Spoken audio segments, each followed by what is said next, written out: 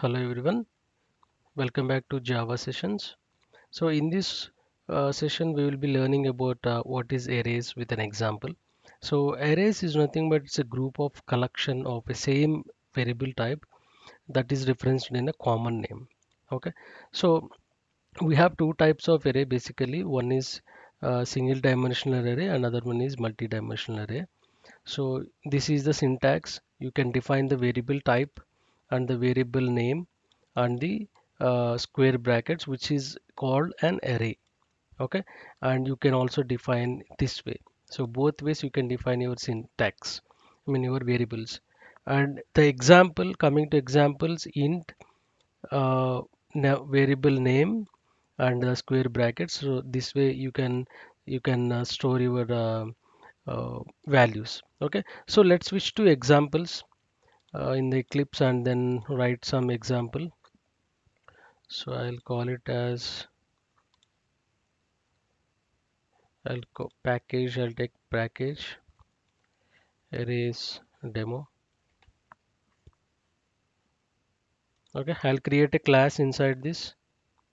So we are going to see a multi-dimensional array, sorry, a single dimensional array in this session, and in the next session we'll be seeing multi-dimensional array. Okay, so let's write a sample program array single dimensional.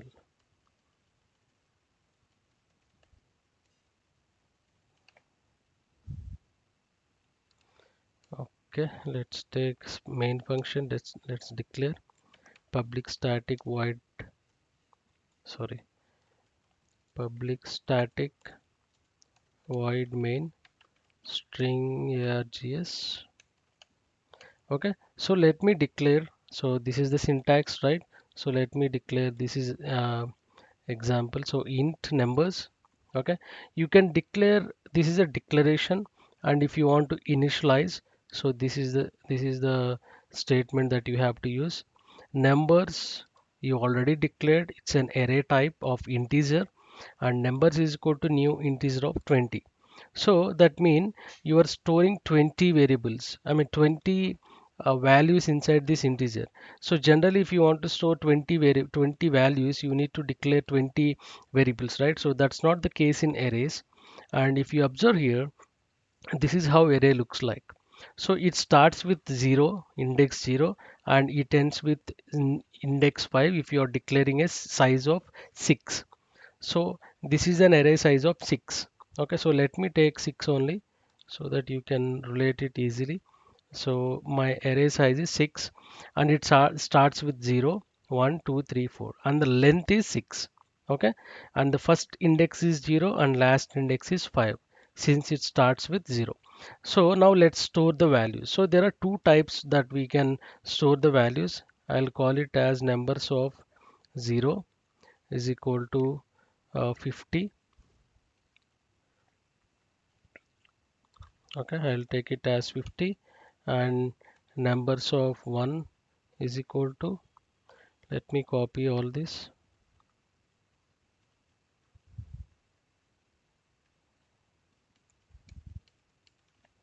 Okay, so numbers of 1, 2, 3, 4, 5. So we have 6 variables now. We can store 6 values. So let's take the same example: 50, 54, 62, 54, 62, and 75, 82. Okay, 75, 82, and 89, right? So let's take these values. Okay, now if you want to print these values, you can simply say value. I'll call it as numbers of 0. So let's see the output now.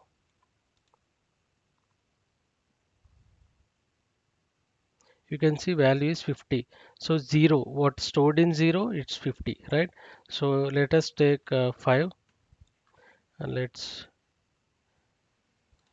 click on OK. See 89. So that way you can print whatever index you need. Okay, so if you want to print all the values, then you have to declare all the variables, right? So there is other way to print all the values with one statement. No need of writing multiple system.out.printlns for printing all the values. So we can simply say for integer I is equal to 0, because ours is starting from 0 index. Okay, and we have to declare till 5, less than or equal to 5, I less than, or you can directly take this index number and place it here 6. Okay, and I plus plus, and simply just close the brackets, and here just specify I, so that it will print one by one. Okay, so now let's run this program. You can see 50, 54, 62, these are all printed in order, right? So sometimes I'll show you one error what you generally get. Value, so I'll try to print numbers of 6 and see what error you get. Okay, because we don't have a 6 index, right? So run it. See, you have an error, index out of bound exception 6. That means there is no 6 value that it is telling. There is no 6 index value. Okay, so this is the error that you can just keep in mind. And one more way of declaring is you have specified here multiple lines of statements, right? So one more way is I'm just commenting this syntax, this statement. So select all and press Ctrl Shift slash to comment all multiple lines. Okay, so I can even declare my values this manner. So see, this is one way of declaring values. Okay, so I'll take numbers. Okay, so I'll remove this. We already declared that. So numbers is equal to new integer of, now I can say 50, 52, sorry, 54, 62, 75, 82, and 89. Okay, so this is other way of specifying your values. Okay, there is no need of writing multiple statements. Now even if I run this program, there is no change. It will give us same output. You can see 50, 54, these are printed in an order which we specified, right? So this is a single dimensional array. So you can even take string also if you want. So you can declare like the string names. Okay, and you can give names is equal to new names of new string of some 6. Okay, so now you can store your values like names is equal to new string of, you can give some names, John, Mark,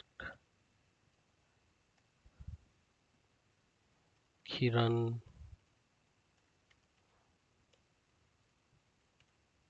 Sandeep, Shankar, something like that. So you can specify 1, 2, 3, 4, 5, 6. You can specify one more name, Praveen, and just give double quotes. Okay, so okay, you have to give square brackets here and specify those in a flower brackets. That's the thing you have to remember while specifying or while initializing or storing values. So you will be storing your values in a flower brackets. This is the brackets that you need to use. Now let me try to print it again same way. So 6 values names of I. Okay, let me print it now. So you can see the values are printed. So I'll call it as names instead of value, names, or name instead of names. So you can see You can declare any, these are all common types of data variable, right? Here we are all array is a string type, here all array is integer type. So this is a single dimensional array which you can store all the variables and you can retrieve whatever the value you need. So that's all about single dimensional array. So in the next session we will be dealing with multi-dimensional array, which is very important concept in Java. So I'll be giving this code in the description box. You can use it for practice session if you want to practice, and just play around these different examples and try to see the output, so that way you will get some hands-on. Okay, so that's all for now and have a nice day. Thank you.